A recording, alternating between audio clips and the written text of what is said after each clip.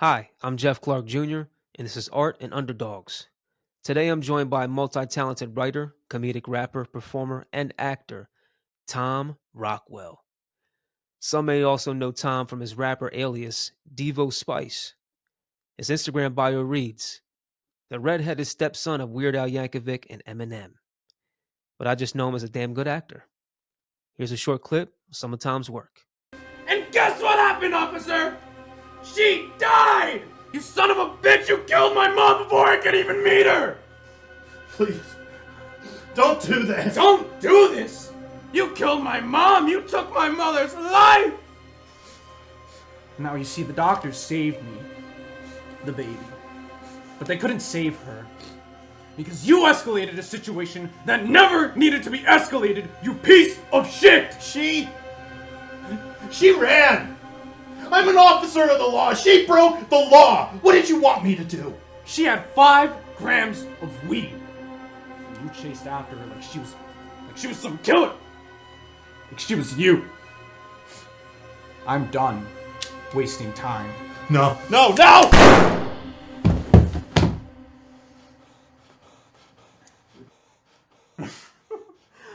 Like I said, it's almost poetic. Tom, welcome to the show, man. Thanks for having me. So, can you tell us a little bit about that clip and where it's from? Yeah, that's from a short film called Consequences, directed by Tony Carpinelli, who you should know from our acting class. And he cast me in this role where I play a former cop who's getting kidnapped along with my daughter, and just by a guy who was seeking revenge for a death in the family, shall we say. And it was some of the most intense acting I've ever had to do. It was so much fun, but it was really like very emotional, very heavy scene to do, and we're really happy with the way it came out. Was it hard to get to that deep place of emotion? Not really. There were two things that helped. One was Joey Hernandez, the person playing the criminal in the scene, was amazing. He's actually won an award for that scene. I was only nominated for an award, um, but he got right in my face and was really intense, and I was able to build off of his intensity to go into it. And the other thing is, when I get into a role, I pretend I'm actually in that situation. So, we had Nicole playing my daughter, and I was pretending that she was actually my daughter and she was tied up and I was concerned for her life. So it really didn't take too much of a leap to get into, what was really happening and really get into it. Yeah, it seemed like you have a lot to work with in that scene. Yeah. It's always awesome when you can bounce off of your scene partners. Do you know what I mean? They give you a lot to Yeah. work with. I It's tend to awesome. do that in every creative aspect I do. I build off of like the energy in the room and the people around me. So like if I'm performing Yeah, on stage and there's a really good crowd, I'll give a much better performance than if the crowd isn't into what I'm doing. yeah, and we will get to that. Mm. Devo Spice. So how did you get into acting? I actually wanted to get into filmmaking first because filmmaking is one of the few creative pursuits that I've tried to do my entire life and just completely failed at 100% the entire time, every time I tried. 3 times, once when I was in high school, once when I was in college, and once about 5 or 6 years after I graduated college, I tried to make my own movie. And all 3 times I got blown off by the actors and everything just Oh stopped. wow. And the reason I got blown off by the actors was because these weren't actors. They were my friends. And, they weren't Ah. as interested in doing the project as I was. So, Oh yeah. back in 2021, 2022, I think it was, I started taking film classes at the New Jersey Film School and learned a lot. It was a great experience. And one of the classes they offered there was acting for filmmakers. And I was like, I should probably take that. And then it filled up and I couldn't get into it.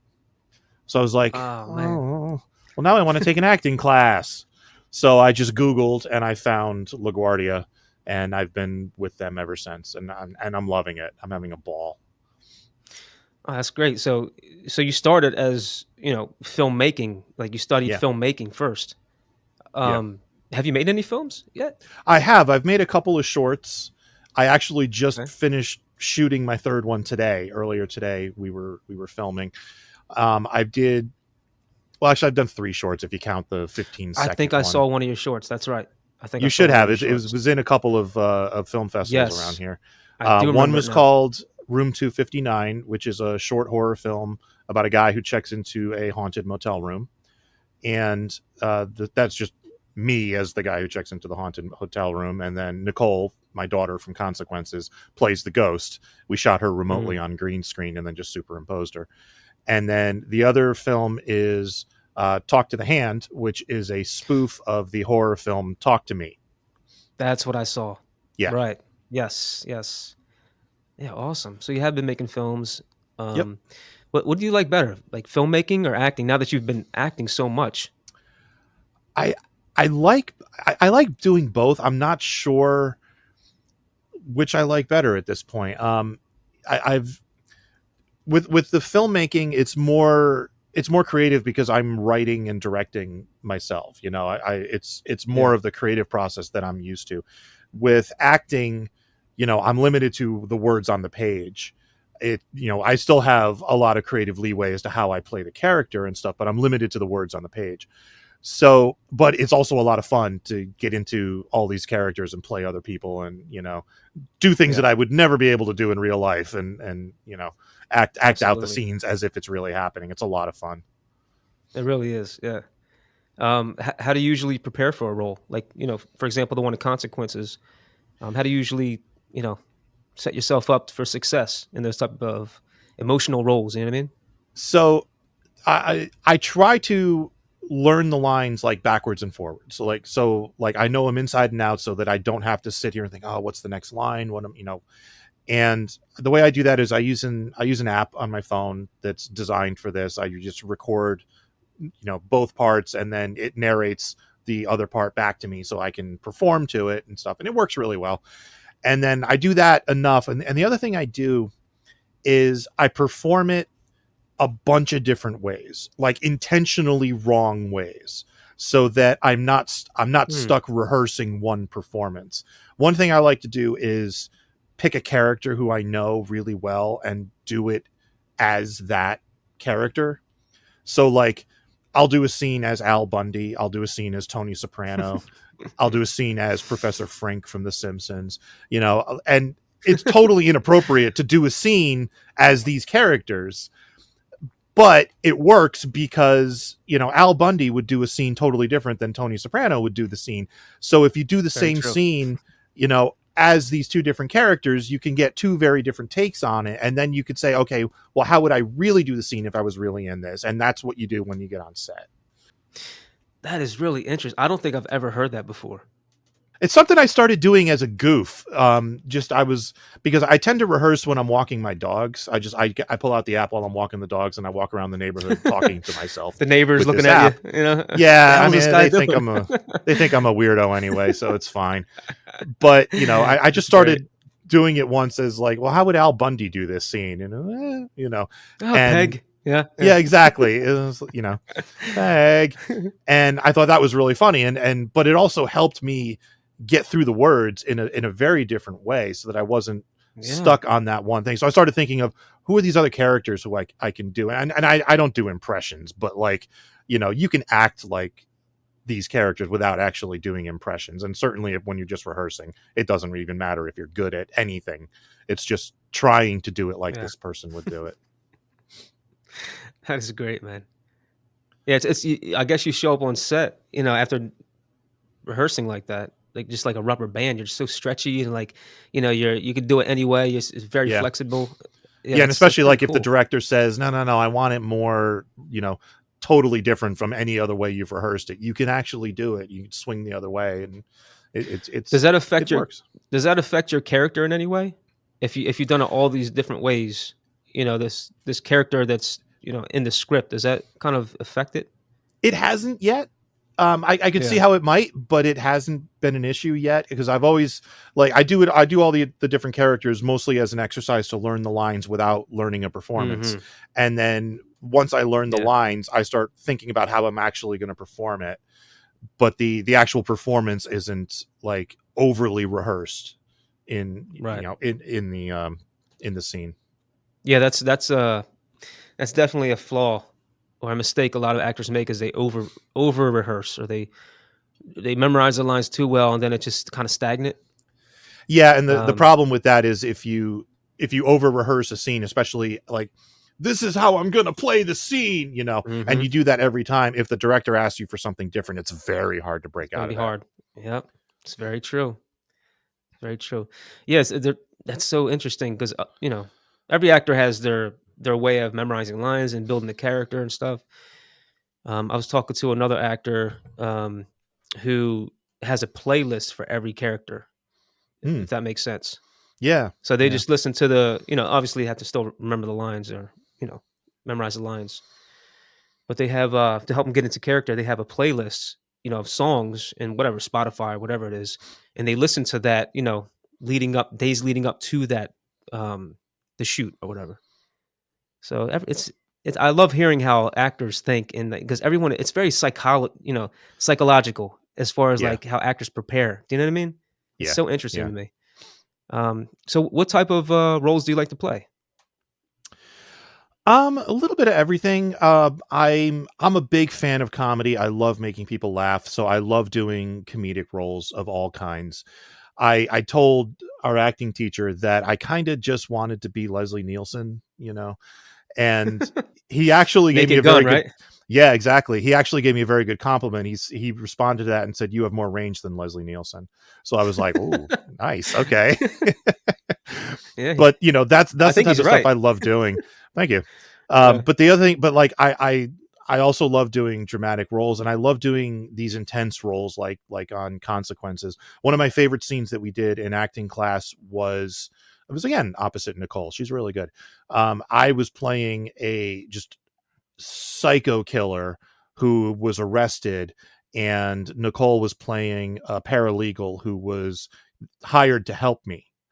And before we go in for the hearing and stuff, and I'm just psycho killer crazy and flip out, and it was such a fun scene. Yeah. I remember the one scene. It was recently. You and I had class together. And by the way, Joshua Nelson of LaGuardia Acting Studio, got to give him a shout out, right? But I remember recently you did a scene where you played. I think it was a W. You were amputated, right? So you were sitting in a chair with your leg sitting on your legs, and you had your arms tucked in your shirt. And the scene, like all comedy is kind of comes from dark, like Yeah, yeah, dark yeah. subject matter. So, so the guy I I'm forget trying what to remember the subject of the scene. it was. Yeah, it was written really well, but the guy Oh, was like, "Hey, can you pick that up for me?" or something like that, and you were like, "Pick it up for you?" And, like you don't have any arms, or oh, that's right. Like, yeah, I was. The guy was like, I was like, oh, you were just trying to stand up for yourself, and I'm like, stand up for myself, because yeah, I was a yeah, war no veteran legs, who was like a quadruple amputee, and yeah, yeah. yeah, It's that so was bad, but funny. it was hilarious. You're really good in that, man. Thanks. They should put that character in the movie. And you should play that character. So anyway, that's a good segue into our next little segment here. But so you and I have had acting classes at LaGuardia. It's in Rockaway, New Jersey, Mhm. and so we know each other a little bit, right? I've also been to one of your performances as Devo Spice, right? At Yeah, Dingbats, which is in Clifton. yeah. I conned you into coming to one of my However, shows. yeah, yeah, no, it was I had a good time. I had a good time. Good. However, it wasn't an acting performance, right? Right. It was a rapping performance. Yes. So why don't you tell the people a little bit about Devo Spice? Yeah. So when I was a kid, I was never really into the pop music at the time. And the first style of music that I ever really took a liking to was rap. I remember hearing my first rap song on the radio in like 1982 or 1983. It was a Grandmaster Flash song. I couldn't tell you which one, but I know it was Grandmaster Flash. And I was just fascinated by this guy who just kept going and going and going and not breathing repeatedly over and over and going. And I was like, this is cool. And, so I sought out more of it. I very quickly landed on the Fat Boys as my favorite group because of their sense of Mm. humor and stuff. And I always loved comedy and funny music in particular. And so when I started writing my own raps, it just kind of felt natural to put jokes in the verses. And I've written a bunch of serious songs over the years too, and the comedy songs are a much bigger challenge because not only does it have to flow and has to rhyme and it has to sound good, but it also has to be funny. So it's like an extra layer of challenge on top of regular songwriting. And Mm-hmm. so I started doing it when I was like 13. I grabbed a couple of my friends and we formed a little rap group. And as with everything else that I dragged my friends into, they really weren't into it. I was doing most of the work myself. And we had a little bit of success. I started sending in songs to the Dr. Demento show, which is the show that discovered Weird Al Mm. Yankovic. And Oh, Dr. wow. Demento started playing my music. And by the mid 2000s, I had become a very popular artist on the show. I had the most requested song of the year Wow. in 2005. And then in 2007, I had the number 1, number 2, and number 4 most requested songs of the year. And I was the main vocalist on song number 5. So basically 4 of the 5 top songs were me. And Wow. so, yeah, it's been a lot of fun. And then in 2009, I used to perform under the group name Sudden Death. I was trying to, I don't know why we chose Sudden Death. It was something if my friend read in the TV guide at the time. It was like a 1977 movie. And he was like, "Oh, that's got a Right. good ring to it." And I was like, "No, doesn't sound like a comedy rap group." But I was overruled at the time. I should have dumped it years ago, especially when that guy left the group. But so at the time I was Devo Spice of Sudden Death because it was a group. Okay.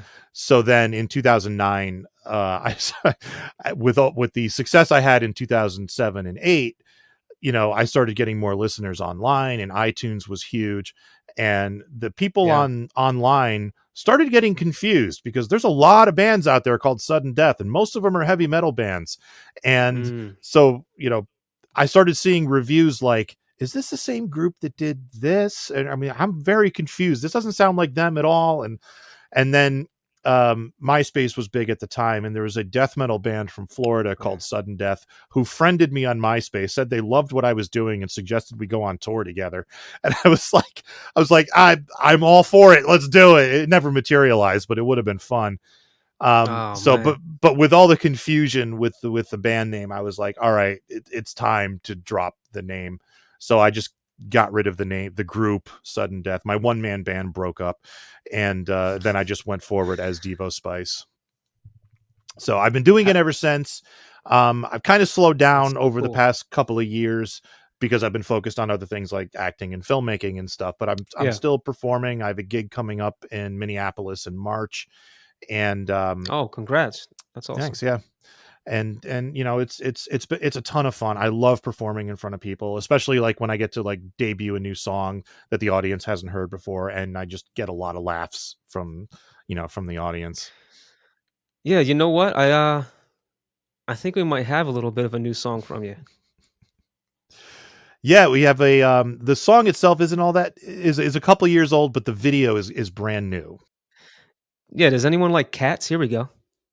I just need to wash this damn cat now to get rid of all of his fleas. Hear it scream, hear it yell like a demon beast from hell. I will wash till you don't smell, but I can tell you this will not end well. Wailing and flailing, grab on the railing. He jumped out, but I grabbed him by the tail again. He whipped around with his claws and he jabbed him in. I looked down and there's blood on my abdomen. Pain's intense, I see stars. I'm pretty sure that it's gonna leave scars. Really ain't never felt the pain that burns, even when I sat through Superman Returns. I got some gauze and some stitches from this wet ass pussy. I think I need a tourniquet because my blood is gushing.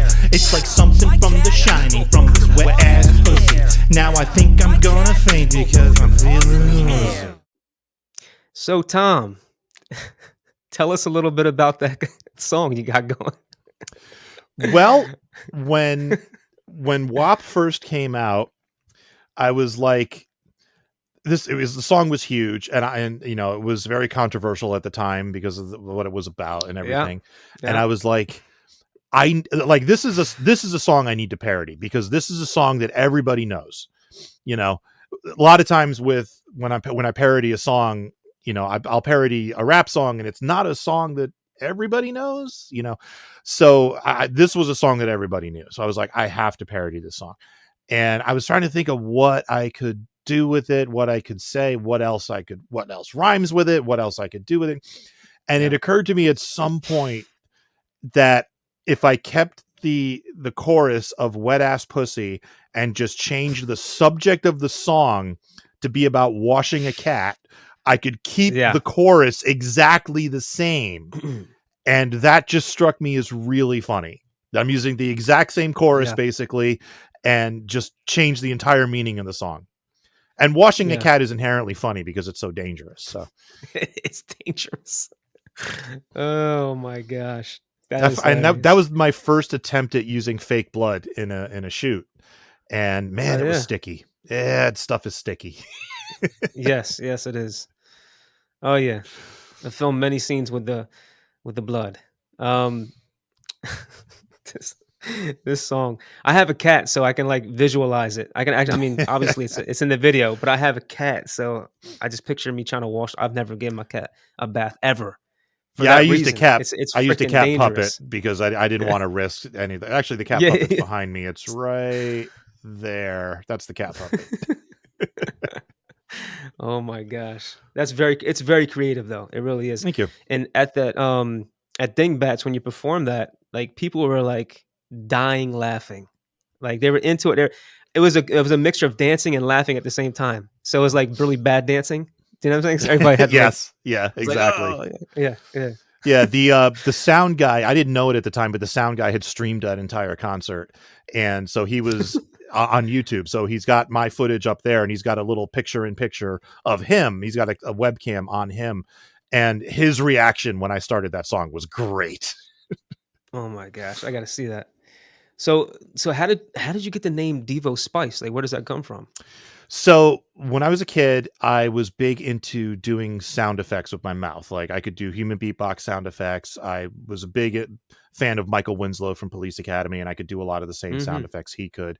After my voice changed, I lost a lot of them, but that's another story. And I can't really do hardly anything anymore. But at the time, I was really good. We were on vacation in Florida when I was a kid, and we came across a bunch of break dancers just breakdancing in the street. They had like 3 or 4 pieces of cardboard taped together on the sidewalk. They were taking turns, and there was one guy doing. They didn't have a radio or anything, so there was one guy just doing beatbox sounds for them to dance to, and he was Oh, really wow. good.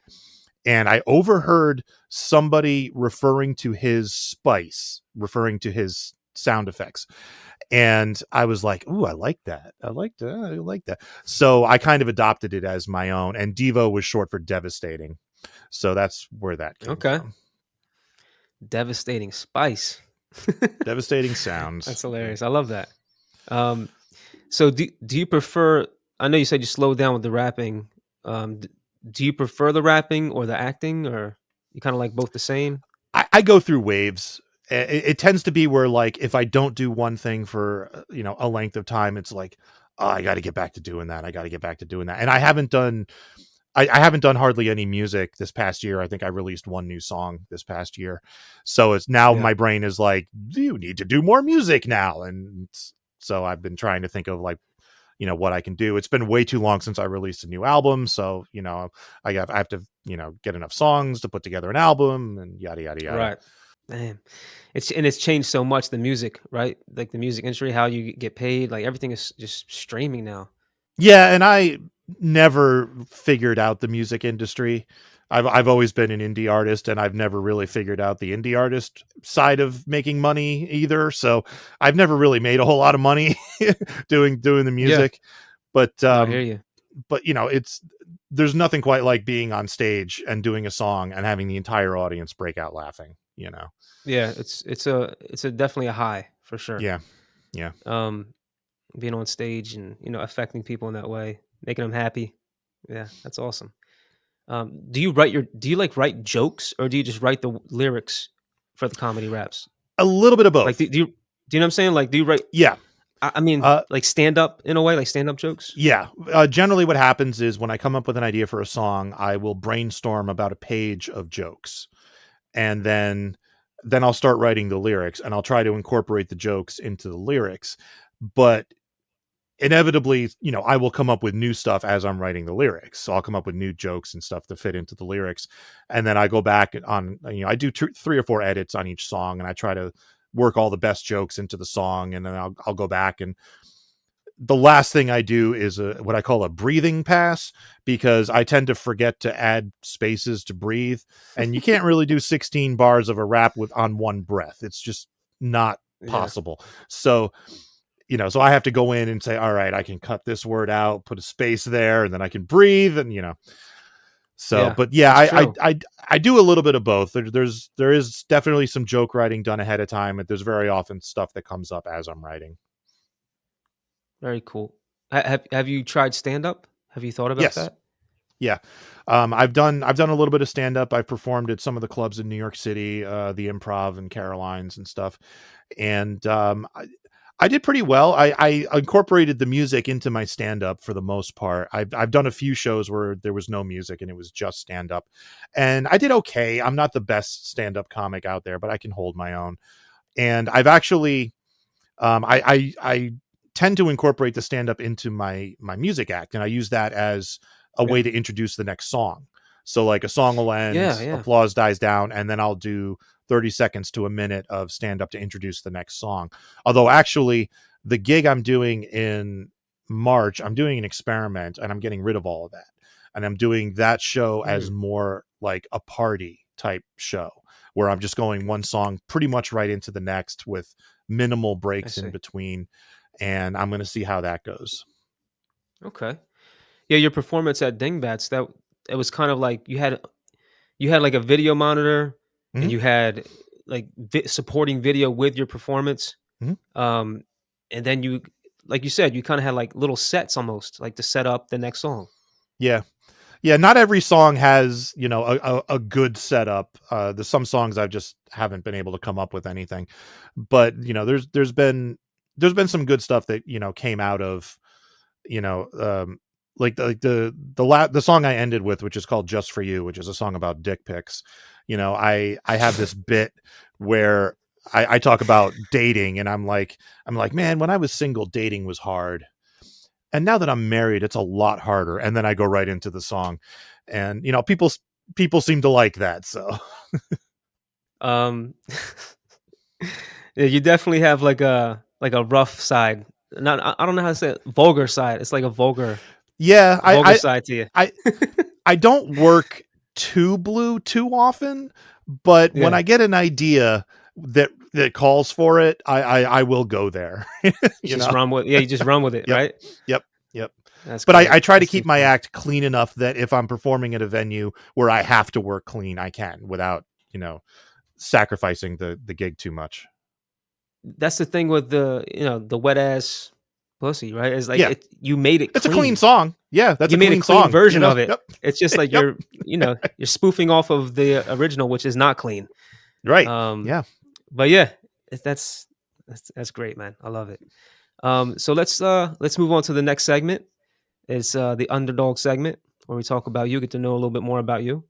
And my first question is, where did you grow up? I grew up in Trumbull, Connecticut, which is a suburb of Bridgeport. It's in Fairfield County. Okay, what was it like growing up there? It was nice. It's a middle class neighborhood, and it's a quiet town. Not a whole lot happens. We used to call it the dead town because nothing happened. And it was the 80s, so all those rumors are true. The kids used to just wander the neighborhood until all hours of the night. We had to be home for dinner. My mother used to Hmm. stand out on the front porch and just shout my name, and I'd come riding my bike back home, go eat dinner, and then go right back out until it got dark. um My dad used to flicker the porch light, and if we didn't see that porch light, we get our ass whooped. Yep. yeah, it was a lot of fun. It was kind of a low key life. the one big thing that happened in that town was when I was in second grade, the boiler exploded in my elementary school, and my Oh, classroom was right next to the boiler room. So we're in class one day, and all oh of a my, sudden, literally all of like everything, everyone's quiet, everyone's working. All of a sudden, boom! Whole building shook. oh my And God. I look over. My teacher is like holding her desk, and to her credit, she very calmly said, "All right, kids, that's a fire drill. Line up." And we all lined up and got the hell out of the building. And Oh my God. Did anyone get like no, nobody got burned or hurt. anything? Like, No, nobody got oh hurt. my Nothing God. I was happened. about to The say. only thing that happened was there was a first grade class above the boiler room, and the floor buckled. So a couple of kids fell Mm, off their chairs, but they didn't really get hurt. that's wow. That's But crazy. Hey man, your teacher was a G. Dang. yeah, totally. Yeah. Yeah. All Much right, kids. respect. That's She handled oh it man. beautifully. Yeah. Yeah, yeah. That's funny. Um, so where did you start, the arts? What did you start when you were a kid? Were you into the arts when you were a kid growing up in Connecticut? Yeah. So I have this, what I call a creative curse, where whenever I see something that somebody has made that I think is really cool, I want to do that too.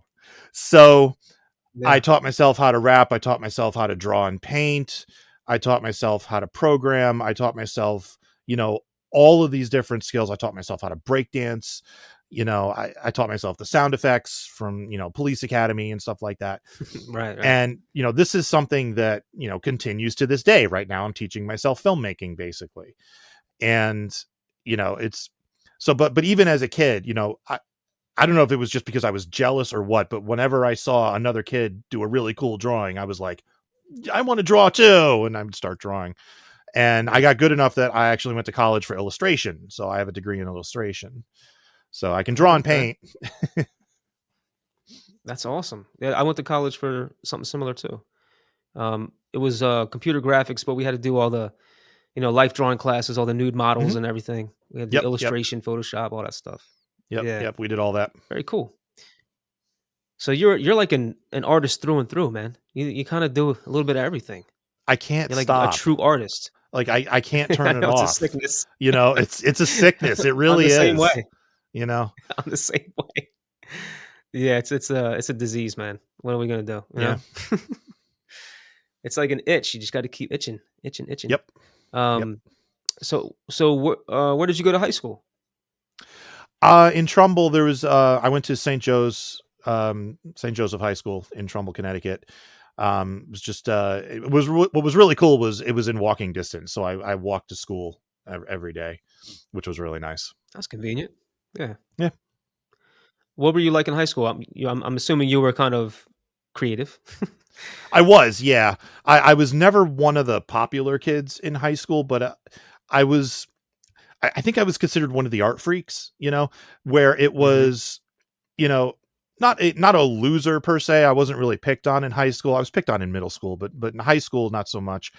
But but that was because like, I could draw and people liked seeing what I would draw either in art class or, I'd help, students out by doing a drawing on their report covers and stuff like that to make it a little fancier. Okay. So, Yeah, yeah. so I was one of the art Did people freaks. ask you? Yeah. Did other students kind of ask you to, hey, can you make this for me? Can you draw this for me? Did you get that Oh a yeah, lot? all the time. Yeah. I got that a lot. Yeah. I had one dude ask me to like paint something on the back of his jacket. I think Oh it was an wow. album cover Okay. where I had to do. That's a lot of And trust. yeah, Nice. yeah, yeah, yeah. You I don't mean, want it to was ruin that. acrylic paint. You can cover it up pretty easily, but Yeah, it's the what is it? The plastic paint, right? Acrylic acrylic is like is plastic. Pretty kind sure, of, right? yeah, yeah, Yeah, yeah, pretty sure. And then what's tempera is like egg. yeah. It's like made out of Tempera's egg. egg. I hate tempera. Oil, Absolutely hate oil is tempera. oil. Yeah, Yep. My yeah. preferred medium is actually alkyd, which is a quick drying oil paint. It's an oil paint mixed with an alkyd Okay, resin so that it dries fast. Because if you just work in straight oil paints, it'll take 2 weeks for a layer of I paint to know. dry. Yeah, So it takes alkyd forever. will dry overnight. So if you're into layering paint like I am, you can do a layer of paint, let it dry overnight, and then the next day you can keep working on it. But Interesting. it I also wonder if gives you the that's what Bob control Ross. of. No, he used straight oil paints, and I Was this never oil? understood how he Okay. was able to layer things like that. Unless he put it on like super thick. That's all I I can know. think He was of. so good, man. He was Yeah. so good. I still watch all his stuff like on He was it Samsung Plus TV or Yep. whatever? He made an appearance in my movie. He really Bob Ross made It, an appearance in your movie? in Talk to the Hand, the ghost of Bob Ross made an appearance in the film. Ah. I was about to say, wait, what? Where'd I miss that? That's hilarious. Yeah. No, he's great. So what type of jobs did you have growing up? Just the usual standard part-time jobs of the 80s. My favorite one was I worked in a video store. It was a precursor to FYE. It was called Choices Entertainment. They had it was a video rental store, but they also sold tapes and CDs. And me Okay. being an employee, I got the employee discount, so I was constantly buying stuff. But I also got free movie rentals, so I went alphabetically through the horror section and Yeah. actually took the time to like write reviews of all of them. And then I came into work with like this printout of all the reviews of the horror movies. And my boss loved it because, he wasn't a horror guy by any means, but when someone would come in looking for a recommendation, he could flip through my printouts and be like, "Oh, try this one." Yeah. So that That's was great. fun. Is that is that your favorite genre of horror? I like a lot of genres of movies, but horror is a big one, and I also love the spoof comedies like Airplane and The Naked Gun, and those type of films. Um, they don't really make those too much anymore, which is why I'm Oh, trying to do some of those. okay. Um, but I'll take a good drama too. Um, Not a huge fan of action movies, especially nowadays because the action is so over the top and unrealistic. You know what I Yeah. mean? It's all Yeah. CGI and like you can't. Marvel. Yeah. Yeah, I do enjoy the Marvel movies. Just I'm a nerd. I never got into comic books as a kid, but I do enjoy those. But even those, there's a scene in the Avengers when Black uh, yeah, Black Widow gets hoisted up by Captain America and she grabs onto the back of one of those speeders that's going 150 miles an hour through the air and she flips onto the back of it.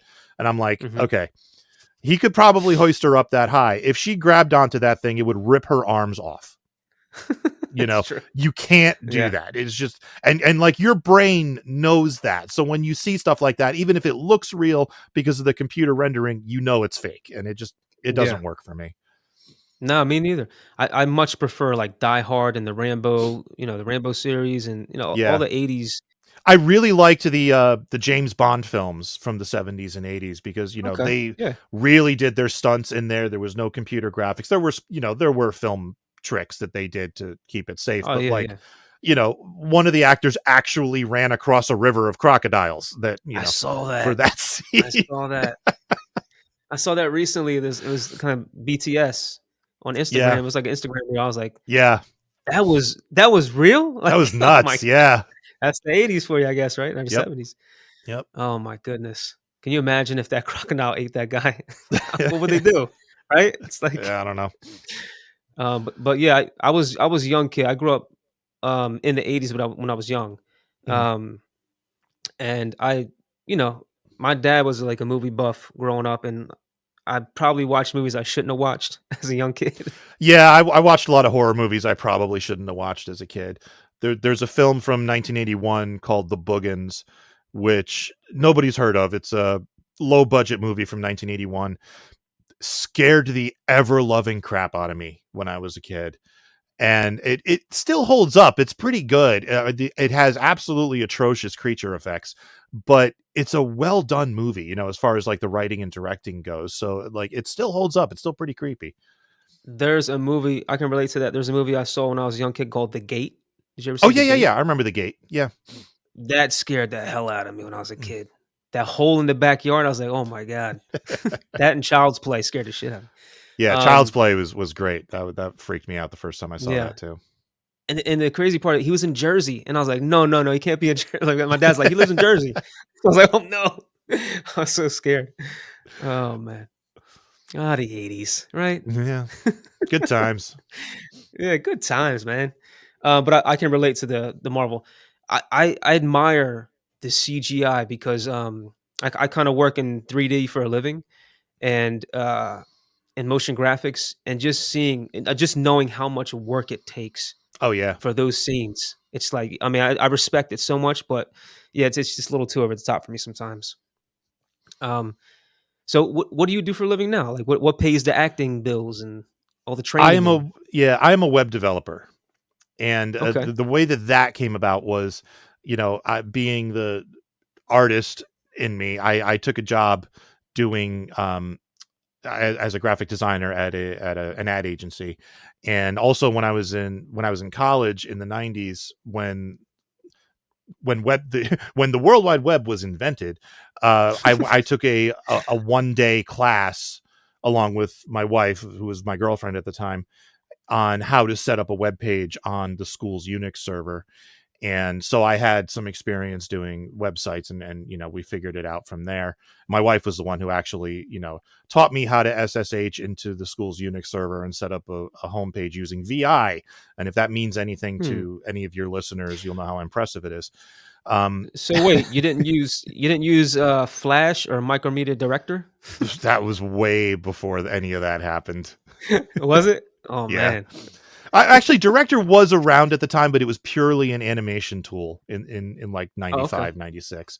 um Yeah, I remember using those.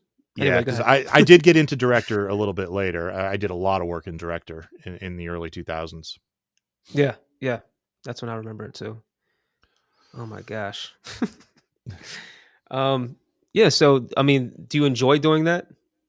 I mean, Yeah. it beats laying asphalt, right? Oh, For a absolutely. living. Yeah.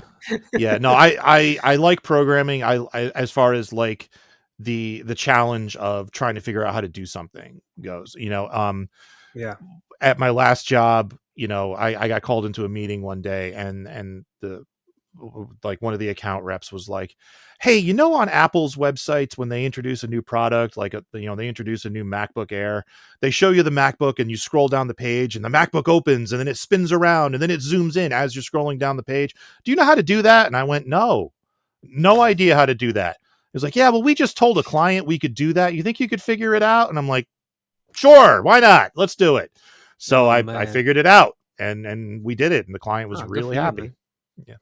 So, but stuff like that is Yeah. is a real challenge. It's a real Yeah. Yeah. like brain teaser type challenge. So that type of stuff I enjoy.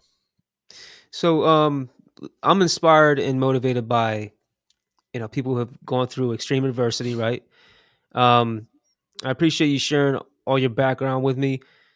It'd be awesome if you could share kind of like an underdog story, a moment in your life where you kind of were faced with some challenges and came out on the other side.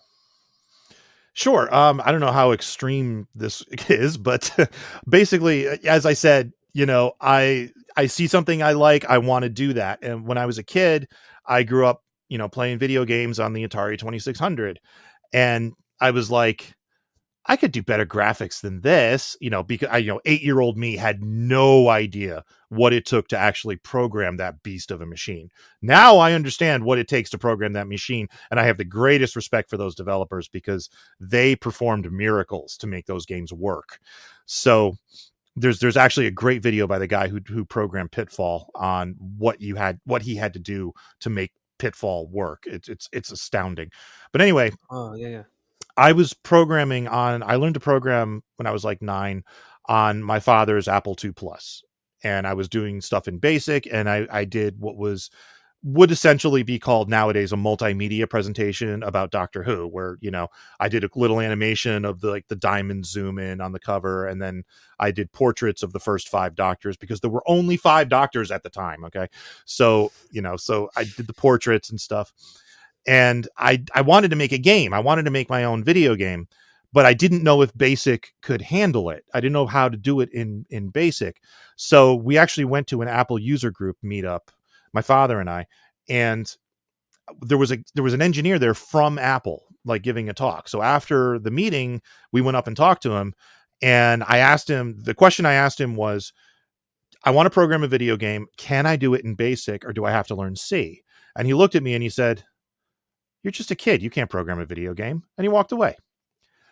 And I was 9, 10 years old, stupid me. I believed him and I stopped programming. So fast forward Mm, to, 20 years or whatever, 15 years, I guess. And I graduate from college. I've got a degree in illustration, a degree in graphic design, and a master's in art education. And I still want to make my own video game. So I reached out to a programmer who was willing to program the game if I did the graphics. So I designed the game. We came up with a really fun video game, and we were going to sell it as shareware, split the profits. And he was going to program it. I was going to do the graphics, and we started working together. And we worked for about a year and a half on this game. And as time went on, updates from him became, further and further apart. mm. But we had the game basically done, except it didn't run well on my machine. It ran okay on faster machines, but I was like, my machine's not that old. It should be able to handle this. Can we do something about it? So I had him change from page flipping to dirty Rex for the game developers out there. And it worked. It ran beautifully on my machine, but he introduced a major bug in that if you clicked outside of the game area, the entire computer crashed. Now, this was Ooh. either System 7 or System 8 on the Macintosh. So it was kind of the equivalent of a blue screen. You got this bomb alert that said, an error has occurred, restart. It's your only thing you could do, and you had to restart the machine. So I told him, I'm like, you introduced a crash bug. We can't ship it like this. We got to fix this, and then we're done. I never heard from him again. Mm. So I kind of screamed, fine, I'll do it myself, and taught myself how to program. And it took some doing, but I started with C, and I released a Caribbean stud poker simulator for the Mac, written in C, and then I bounced around to a couple other programming languages. I did SuperCard and HyperCard. I eventually ended up in Director, and I did a lot of work in Director, where I eventually recreated the game that I was going to do with this guy, because I had all the graphics done. I just had to Yeah. program it myself. So I did. And that game and two other games I actually managed to license to publishers. One of them Wow. was translated into Russian and sold on in shelves across Eastern Europe, which blew my That's mind. amazing. One Wow. of them was I sold for a shitload of money to AOL, and it was a one of the launch titles. Do you remember AOL Instant Messenger? Of course, yeah. Yeah, they at one point launched a platform within Instant Messenger where you could play video games against your friends over the internet. My Yeah. game was one of the launch titles. So, Damn. yeah. That's So awesome, man. this guy on and bailing on me lost out on quite a bit of money. So, Holy shit. That's crazy. Dude, you completely turned that on its head. I was not yeah. expecting that for the end of the story. So That is the amazing, man. the funny thing about Fine, I'll do it myself is that's the name of my company now. Fidim Interactive LLC. Is it FIDIM. really? Yep. So at the end of Well, all my movies, it says copyright Fidim Interactive, stands for Fine, I'll do it myself.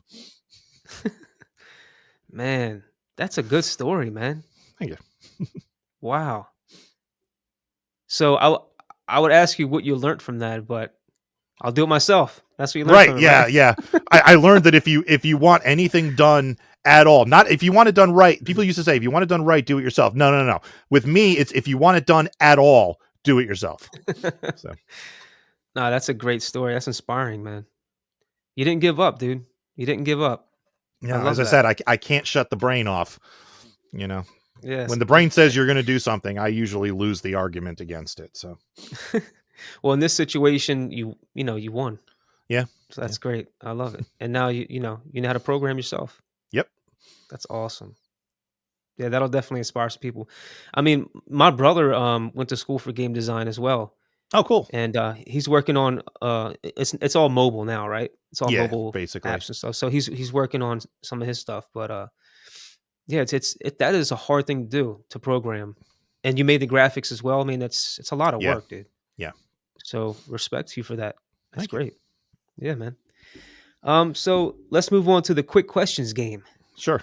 Uh, I don't know if you've ever watched Inside the Actors Studio with James Lipton Yes. on Bravo TV. I'm dating myself a little bit, but yeah, I used to watch that show, and I don't know, I felt it was very interesting. Speaking to actors and filmmakers and learning more about the industry. So it kind of stuck with me after all these years. And since that show is long gone, I kind of adapted the ending of his show to this show, where I asked you a series of questions, um, and it's kind of rapid response. You can kind of elaborate if you want to, but just answer them as fast as you can, and let's just have some fun. All right. All right. So the first question is, what's your favorite film? Spaceballs. That's awesome. Told you I love the spoofs. I love the the Yes, hardcore yes. comedy. Spaceballs like hit all the right beats I'm for me. surrounded by assholes. Exactly. Yes. That's become my mantra in life. Who's your favorite actor or actress? Mia Goth, who played Pearl in both X and Pearl. She also played Maxine in X and Maxine.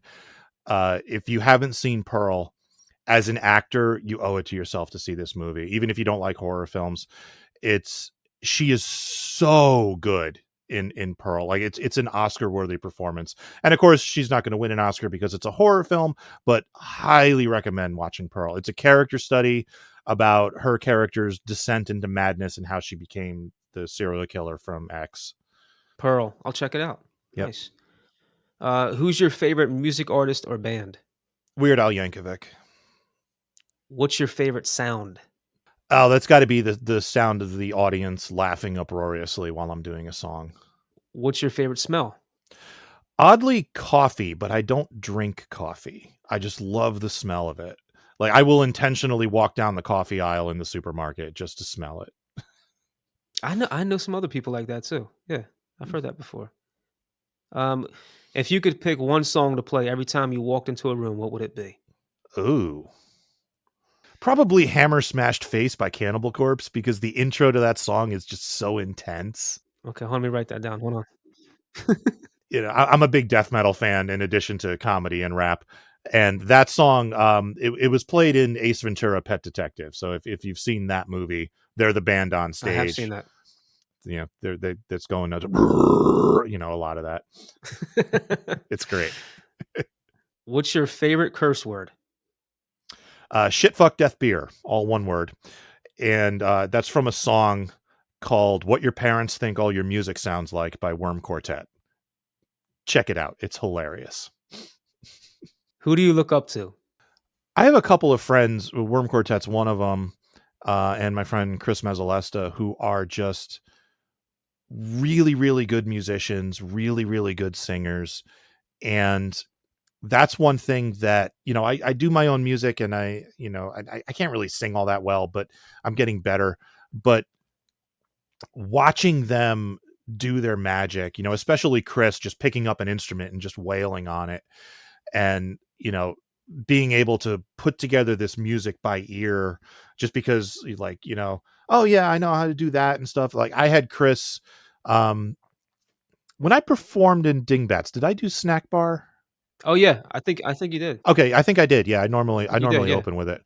At the very end of the song, there's a joke, brought to you by Shiznits, the official snack food of hip hop. And then I have like this cheese cracker called Shiznits, and you hear Nabisco ding, and that's my friend Chris doing that entire like all the harmonies and everything perfectly.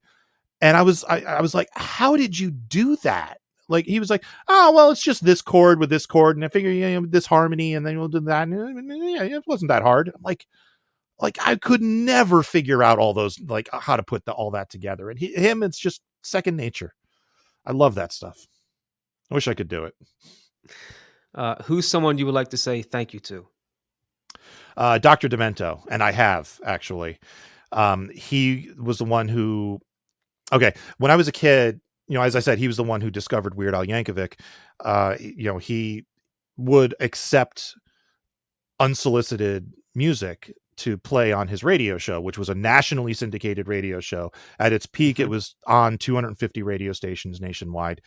And for a show that popular to accept unsolicited material was unheard of. And here's little 13-year-old me with no talent, no skill whatsoever, no recording equipment, no idea what I'm doing. All I had was a boom box that I, in my basement, and I'm rapping out into the air into the boom box while crappy music is playing on a stereo behind me. That's how I recorded when I was a kid. And Wow. I made a copy of that terrible recording and sent it to Dr. Demento. And he took the time to respond. He sent me a letter Yeah. saying, I think you're onto something here. This is a funny idea. You need to do this, this, and this in order to improve it, make it good enough to get on the air. And 13-year-old me was disappointed that he wasn't going to play my song. But my father read the letter and was like, "Do you have any idea what a big deal this is?" Yeah. I mean, he's a Special. nationally syndicated radio star, and he took the time to write you a letter to say that, to encourage you to keep going. And it meant so much to me that, had he not done that, I don't know that I would have continued making music. And I certainly wouldn't have been as successful as I am with it. Not that I make a lot of money or anything, but I've had my share of success. And so I've met Dr. Demento several times over the years, and I've had the opportunity to thank him, but I could never thank him enough for everything he's done. Oh man, that's great. I love that. Last question. If you get to heaven and they open the gates, what would you like to hear God say to you?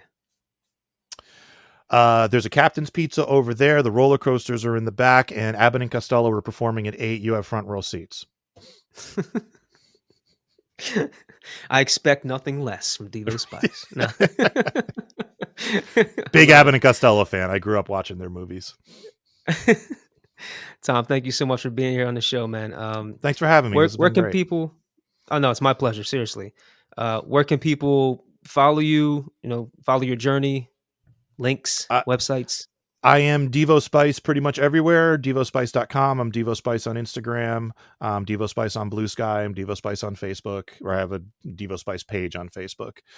And those are the main things. If you go to devospice.com and sign up for my mailing list, you get a download with 8 songs for free. So you can hear what you're getting yourself into by following me around the internet. Oh, and All right. Talk to the Hand has recently finished its run on the film festival circuit, so I made the link public on Vimeo. So if anyone wants to watch my spoof of Talk to Me, you can go to tiny.cc/talk to the hand film, and that'll redirect you to the Vimeo link. All right. There you go. So this has been an Art and Underdogs podcast with Tom Rockwell, aka Devo Spice. Thanks, guys. See you next time.